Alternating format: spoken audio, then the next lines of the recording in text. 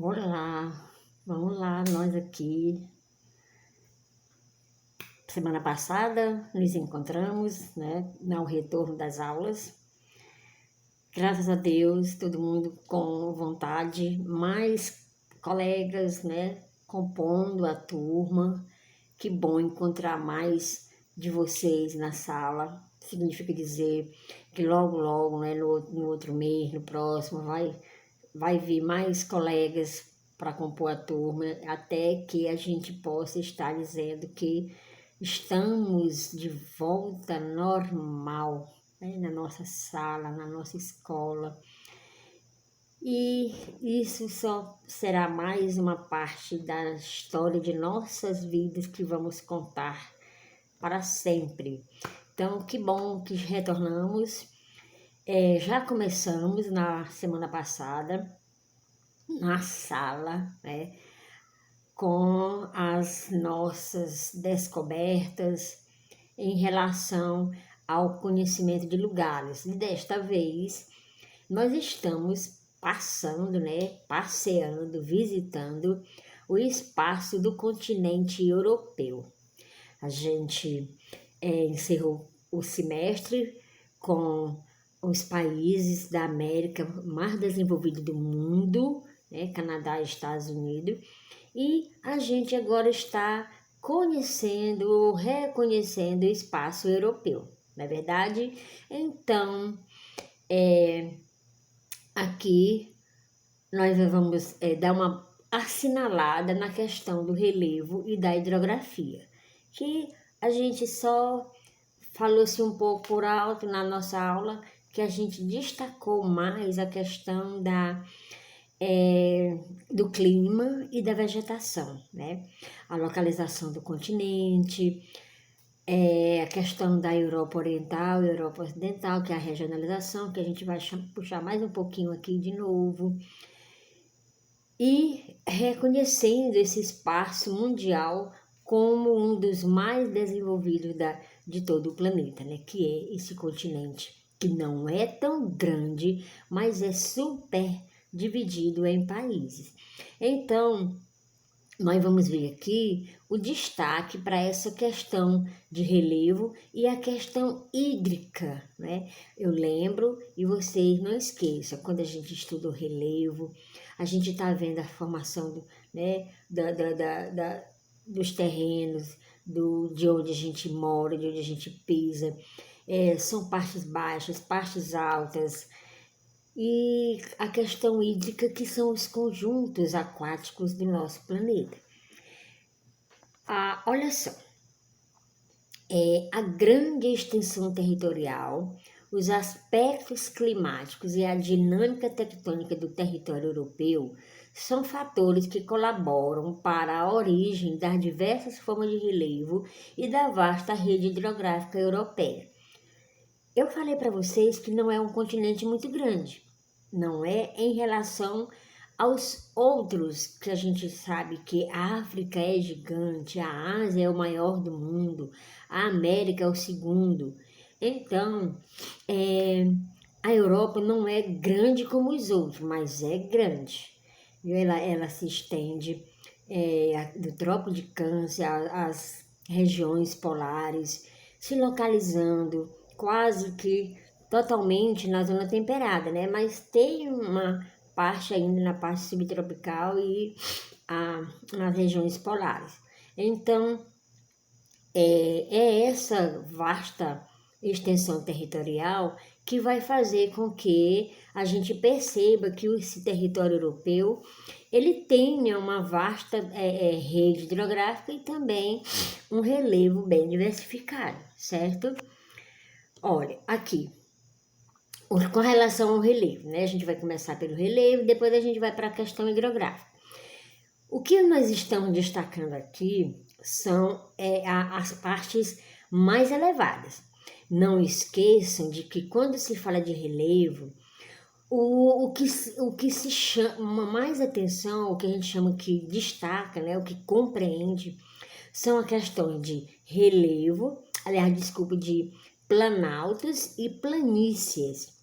Quando falamos de planaltos, né, a gente tem as montanhas, as serras, as cordilheiras, e nos topos mais altos, os picos, né? Então, tudo isso a gente chama de acidente geográfico e são marcas do relevo. Então, as nossas marcas do relevo aqui, que é a parte escura do mapa, a alaranjada ou a marrom, né? Essa parte mais escura. Então, olha, começando da parte norte, nós temos os montes escandinavos e essa ponta da Europa, como ela é uma ponta que ela tem água por 3 lados, um lado liga ao continente, essa ponta também a gente chama de península, Península Escandinava, montes escandinavos, Península Escandinava. Aí a gente desce, aí vem Alpes, aí mais à esquerda Pirineus, aí desce para os Apeninos, mais embaixo tem os Alpes Dináricos. Olha, bem aqui onde estão os Apeninos, essa ponta estreita que você está vendo, é onde tem o nome Apeninos, é a Itália.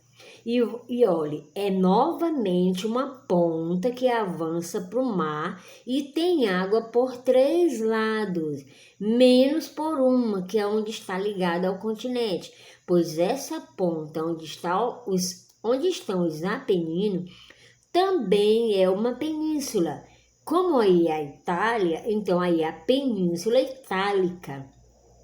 E voltando aqui, para onde tem Pirineus, e aqui à esquerda e aqui embaixo os Apeninos, né? Então, essa ponta é bem avantajada que você está vendo, bem aqui, abaixo do nome Pirineus, é bem aqui onde fica Portugal e a Espanha, a França, por essa região. Então, essa ponta, veja também que ela tem água por 3 lados, viu? Menos por uma que está ligando ao continente. Então, essa ponta, ela também é uma península e é chamada de Península Ibérica, tá? Aí a gente vem para cá, voltando para os Apeninos, na Península Itálica, mais ao sul, os Alpes Dináricos, aí sobe um pouquinho para os Balcãs, lá mais no centro, os Cárpatos, para a direita, nós temos o Cáucaso e, por último, lá no nordeste do continente, olhe bem aí, Montes Urais. Montes Urais, olha essa mancha amarelada que você está vendo no meio desse verde. Esse verde todinho é planície. Então, os Montes Urais, observe, olha o tamanho dessa montanha que começa aqui, do lado quase no sul, porque não fica no sudeste, até o norte do continente, até o norte. Essa região esses Montes Urais ficam na Rússia e é o que separa a Europa da Ásia. Lembram? Eurásia, Europa, Ásia, separada pelos Montes Urais. Então, prestem bem atenção, gravem bem estes nomes, são os nossos destaques do relevo com relação a planaltos, certo? Planaltos, montanhas, montes, aí as penínsulas, certo? Península Escandinava, Península Ibérica, Península Itálica, Península Balcânica, que é onde aqui está os Alpes Dináricos, viu? E são essas as formas dos planaltos que mais se destacam no continente europeu. Agora, vamos lá para os destaques maiores. O destaque maior que eu falei para vocês, que são exatamente os Montes Urais. Vejam, é uma caracterização. A gente já viu lá na primeira videoaula que tem um destaque do que são esses Montes Urais. Então, os Montes Urais, eles são um conjunto montanhoso muito antigo, e olha, ele separa, né, o continente europeu do continente asiático, e esses Montes Urais, eles têm, é lógico, seu ponto mais alto. E esse ponto mais alto dos Montes Urais, eles medem até chegar a essa parte mais elevada, uma altitude de quase 2.000 metros. Olhem, 1.894 metros, que é esse monte Narodnaya, que é o ponto mais alto dos Montes Urais, certo? Quase 2.000 metros de altitude, uma altura, né, bem elevada mesmo.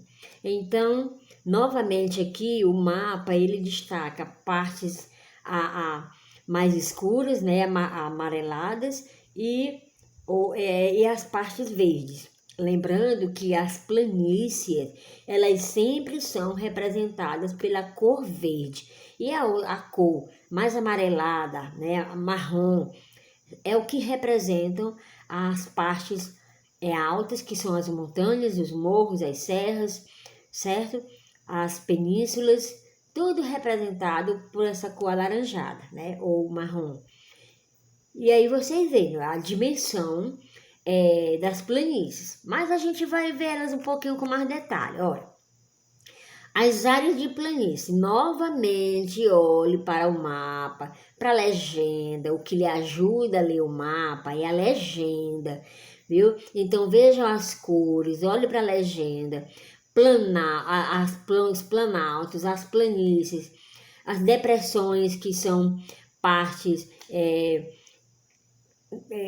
a questão de elevadas, né, um pouquinho mais elevada em relação aonde elas estão localizadas, né, as planícies são realmente as partes mais baixas do lugar e os planaltos são as mais elevadas. Então, olhem só, constitui na maior e mais extensa unidade de relevo encontrada no continente europeu. Estende-se de maneira ininterrupta, porque pode observar que desde aqui do centro até indo ao nordeste do continente, ela vai inteira, não tem nenhum morro, nenhuma montanha de mais destaque nessa região. Então, desde o oeste da francês, que é bem aqui embaixo, onde eu falei para vocês que fica Portugal, Espanha e França, né, na Península Ibérica, até os Montes Urais. Lembrando que os Montes Urais separam a Europa da Ásia, certo? Então, olha, tudo isso que você vê verde é a representação de planícies, certo? Aqui as de maior destaque, olha. A planície central europeia, toda essa área verde.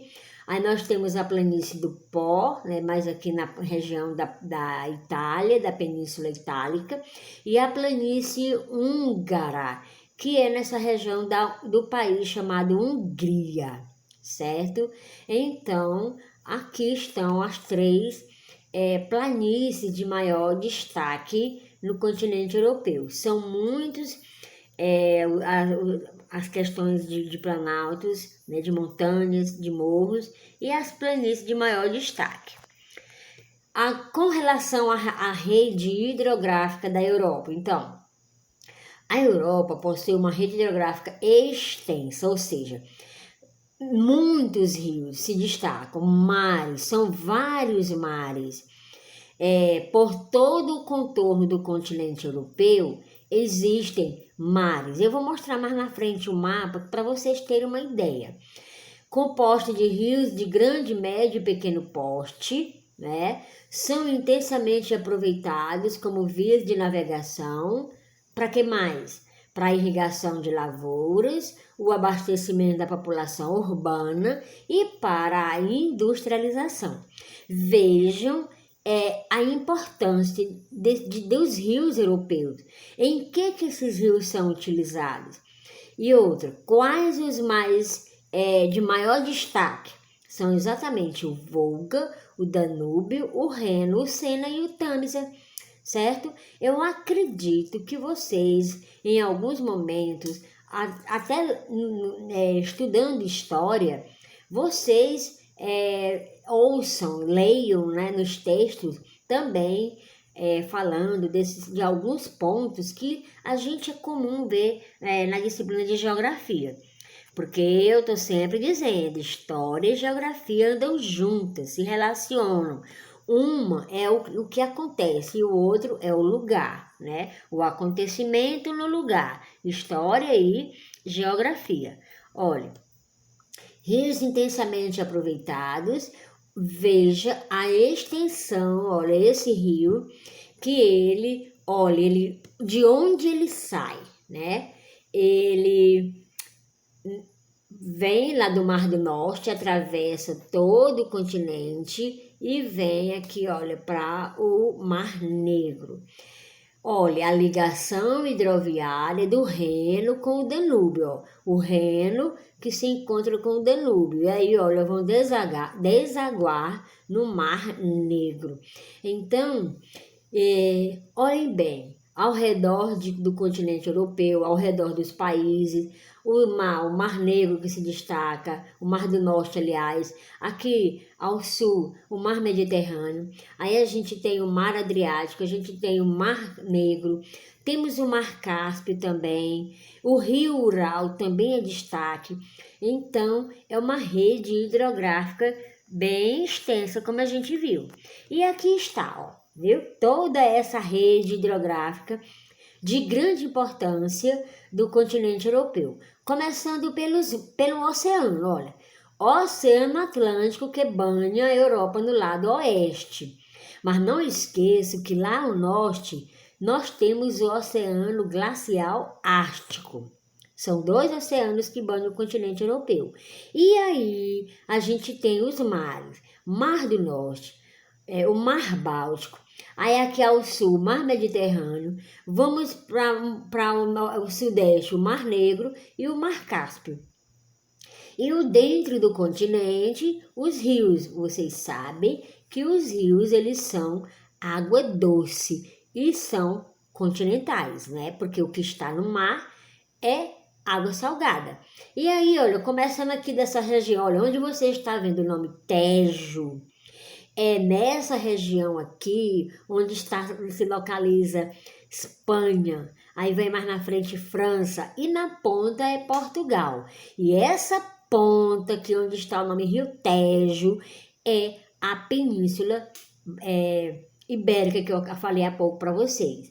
Aí vocês têm aí, ó, os rios de maior destaque, viu? O Sena, o Danúbio, o Volga, que mais em cima, né? Já se aproximando aqui dos Montes Urais, o Rio Ural. Então, são os rios que compõem toda essa extensa rede hidrográfica do continente europeu. Rios, que são de água doce, são continentais, e os mares e oceanos que circundam esse continente. Lembrando a vocês, ó, que o Mar Cáspio e o Mar Negro, eles são chamados de mares interiores. Vejo que o Mar Negro, essa parte verde toda é a Europa. E aqui, onde está cinza, é a Ásia. Veja aí o Mar Cáspio, totalmente interiorano, certo? Vamos lá. Poluição, despoluição e o problema de água na Europa. Há milênios, os europeus utilizam a riqueza dos seus recursos hídricos, mas, sobretudo, após a segunda Revolução Industrial, a disponibilidade de água doce na forma de rios tornou-se um grave problema para vários países europeus. Agora, por quê? E se vocês forem olhar, esse problema aí não é só europeu.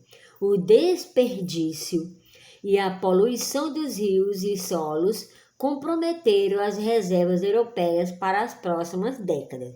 Então, é uma questão mundial. Não é só dizer que é uma questão europeia, um problema dos países europeus. É um problema mundial. O desperdício de água doce. a poluição desses rios, desses mananciais, né? As fontes, os aquíferos. Então, tudo isso é questão mundial e tudo isso só acontece porque tem interferência do homem. É a chamada ação humana ou ação antrópica. O homem que é responsável por tudo isso, né? Por toda essa poluição, por todo esse desgaste, esse desperdício da água. Causas da poluição da água doce. Olhem só, de todos os problemas, o que se destaca aqui são os esgotos, né? Que são jogados nos rios, nos mananciais, nas fontes, as fontes subterrâneas, nos aquíferos, né? Que são os grandes aquários de água subterrânea que existem em todo o planeta. E o outro problema é o uso de agrotóxico que o homem coloca nas plantações e que depois essa água, né, quando chove, essa água ela corre toda para as encostas e cai dentro dos rios. Então, é muito. E ó, aqui, por exemplo, na próxima ao nosso Rio Parnaíba, a gente tem plantios de cana, que agora a gente tem, né, na Fazenda Santa Júlia, e na Fazenda Ameixa, que é aqui mais próximo da gente, o arroz. O plantio de arroz para cá, em todas as proximidades do rio. E vocês sabem, vocês conhecem, costumam andar por essa região, né? E ver todo esse plantio de arroz. Então usam, os agrotóxicos são usados. E vão para onde? Olha os esgotos aí. Então, esses são as maiores causas de poluição dos rios. Como combater a poluição da água? É preciso que o homem tenha mais cuidado com a questão dos filtros, né?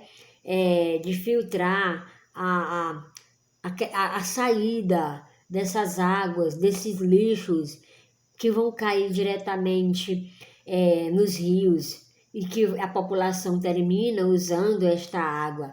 Tratar os esgotos. Em nossa cidade, nós não temos rede de esgoto.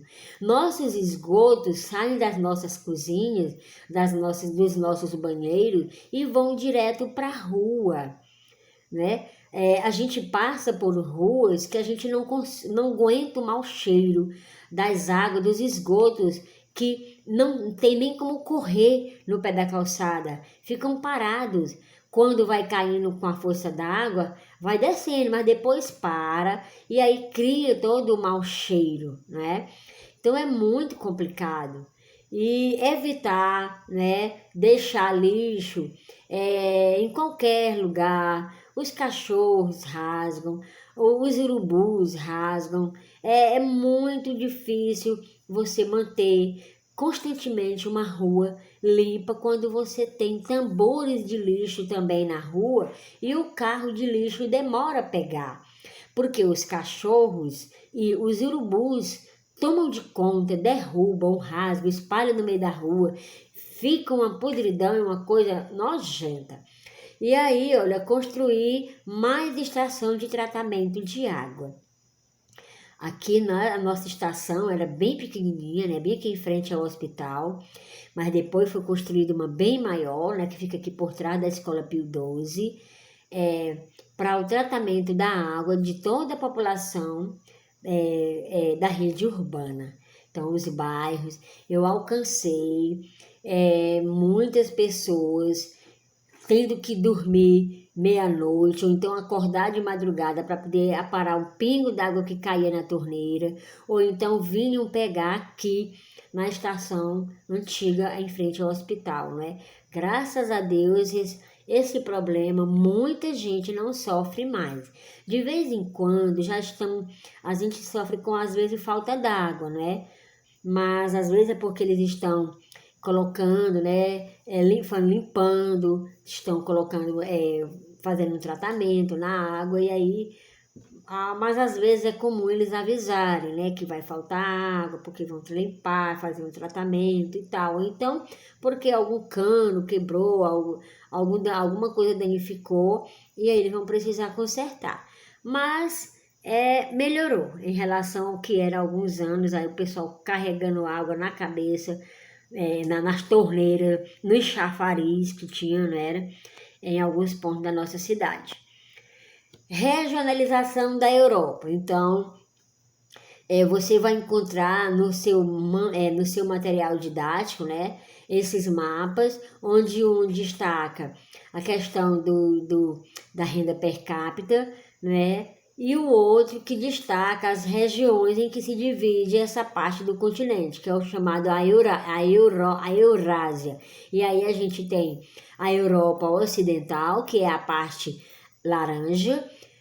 Nós temos a Europa Oriental, que é a parte verde, e a URSS, que é a chamada União das Repúblicas Socialistas Soviéticas, antiga União Soviética.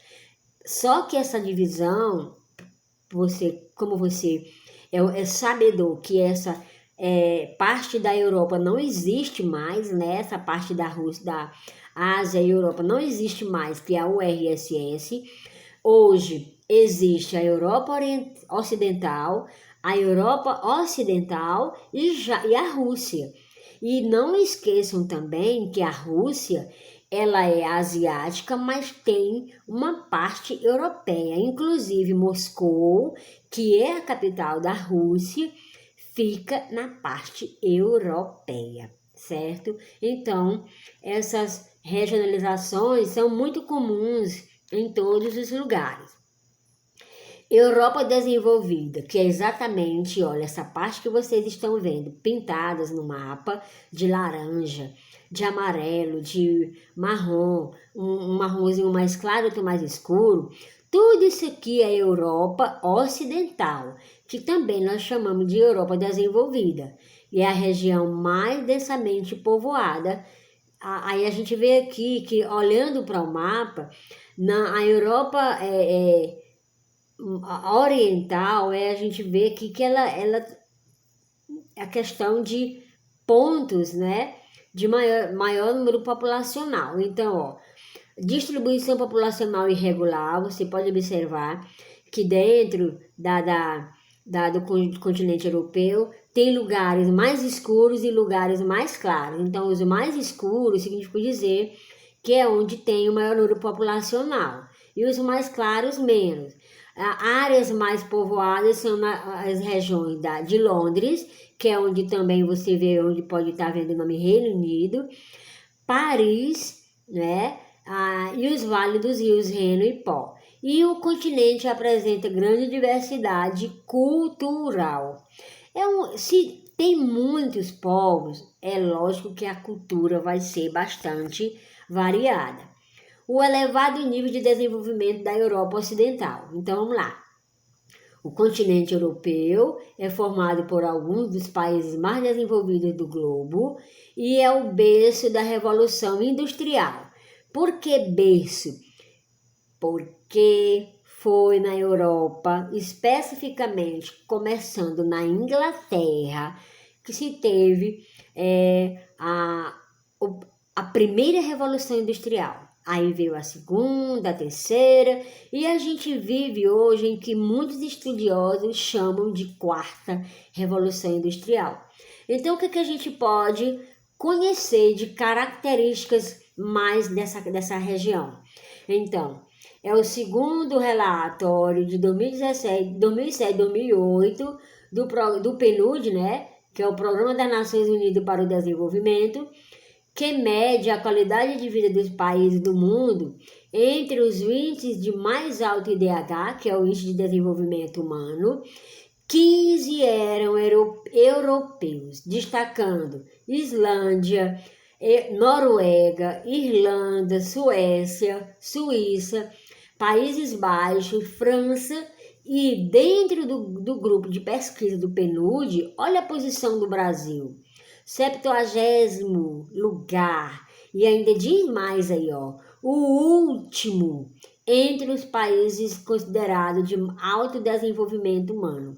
Porque o Brasil, apesar de a gente dizer que tem muita pobreza e passa pelos problemas que passa, mas quando a gente olha o mapa de IDH, o Brasil apresenta alto desenvolvimento humano.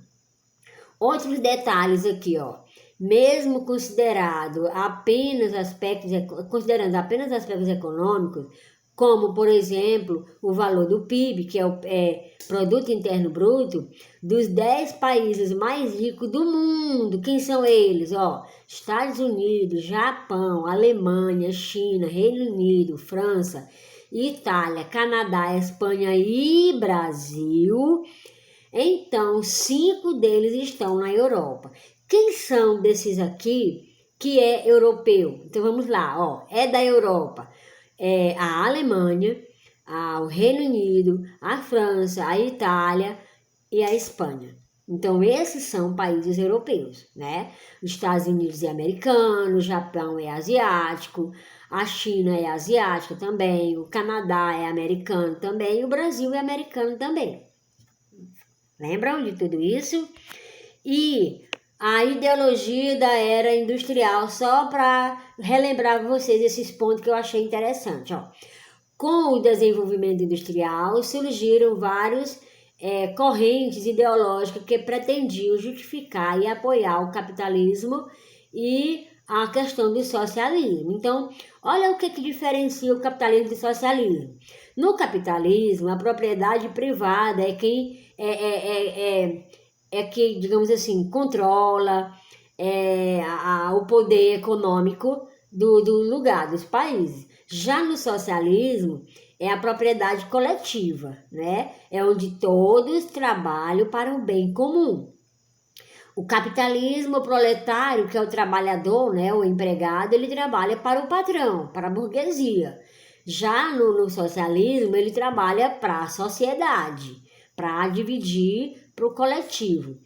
No capitalismo, o objetivo é lucro. Lucrar, comprar um saco de arroz por 20, vende por 50. Então, o objetivo é o lucro. Já no socialismo, o objetivo é o bem-estar do coletivo, né, da sociedade.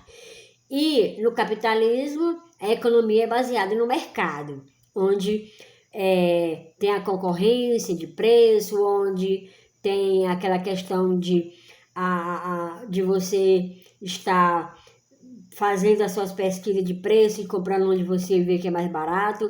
É aquela questão em que um produto hoje é um preço, amanhã é outro, oscila, porque depende muito da safra, né?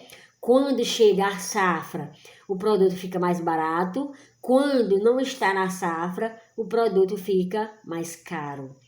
E já que no socialismo é a questão da economia planificada, ou seja, foi um sistema que, como vocês já viram, não deu certo, porque esse coletivo não funcionou, né? Esse bem-estar não funcionou, porque as autoridades mundiais não pensam na sociedade mais pobre, mais carente, pensam no bem-estar deles.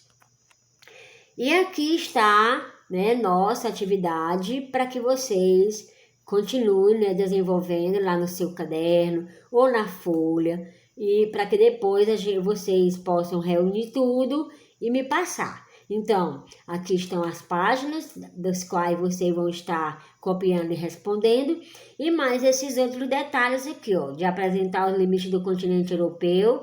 É só começar, né? Era para ter colocado aqui a página, mas é só você procurar no seu material didático onde fala do continente europeu, logo no início. E aí, outros detalhes, né? Com relação aos montes Urais, onde você está podendo ver no livro algumas características. Na nossa primeira aula da semana passada, aqui também eu tornei colocar, ou pesquisando mesmo na internet, se você quiser. E aí, mais uma vez, ó, você na página 117 vai estar respondendo aqui a atividade 4, tá? Então, façam tudo com atenção, com gosto, com prazer, para que a gente possa discutir melhor presencialmente na nossa próxima aula, certo? Então, a gente vai estar com